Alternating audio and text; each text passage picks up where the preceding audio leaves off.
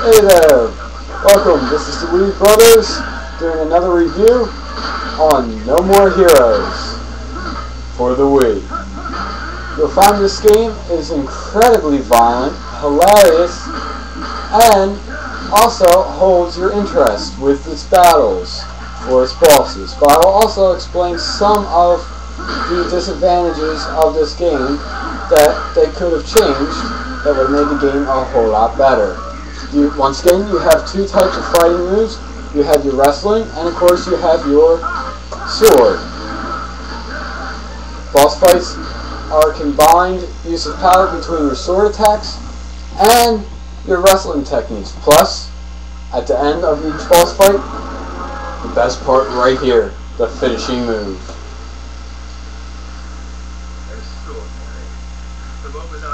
It's beautiful, graphic, violent, and not to mention the graphics hold pretty nicely with the Wii system.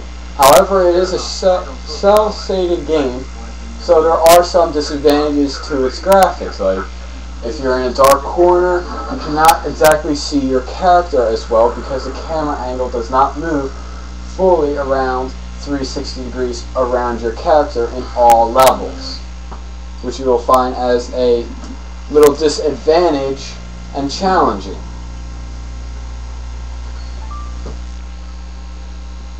The rating of this game is M, so I highly recommend that if there are anybody that's looking to buy a fighting video game, this is one of the games I highly recommend.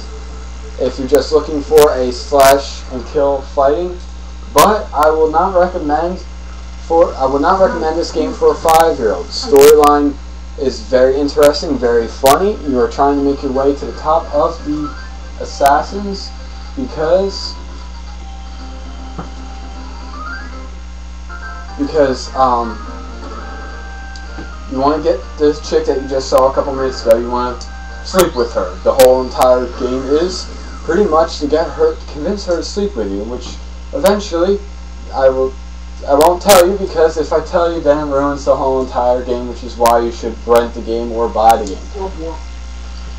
And of course, the gay little scene here, which I never understood why they put such a thing in here. It is funny, but it is kind of gay sitting there, if you're a guy, to watch another guy take a crap on the toilet every time you go to save. Now I'm going to show you what the free roam of this game is like. Unfortunately, it's one of the major big disadvantages of this game. Of course, graphic-wise, like I said before, the game is pretty good. But on free roam, everything is like a shadow, pretty much. I'll give you a demonstration right here. See, as you come out of your apartment, you go down the steps, and right here, there's a nice motorcycle waiting for you, which is your bike. Hop on the bike to go places. Let's hold on, because apparently I can't leave the apartment just yet. Of course, you'll have side movies every time you complete a mission that you have to go through and watch, or you can skip by pressing the plus button on your Wii remote, which I highly recommend doing if you've already beaten the game like myself here and don't really care about going through. You press the one button, like I'm doing here, to call your friend. That will automatically bring the bike, regardless if you wrecked the bike or completely lost your bike magically appears. He comes riding around the corner with it, which is a handy tool, in fact, sometimes, but kind of unrealistic. As you see here, the disadvantage of this game is the free roam. And the reason why it's a disadvantage, as you see this car here, I'll collide with it. No damage whatsoever to the car or my bike.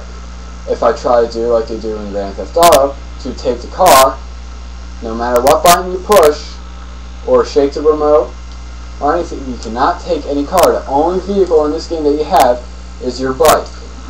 You have to drive it around, as you see, like Grand Theft Auto, to place on the map to continue your missions. You shake the remote to jump.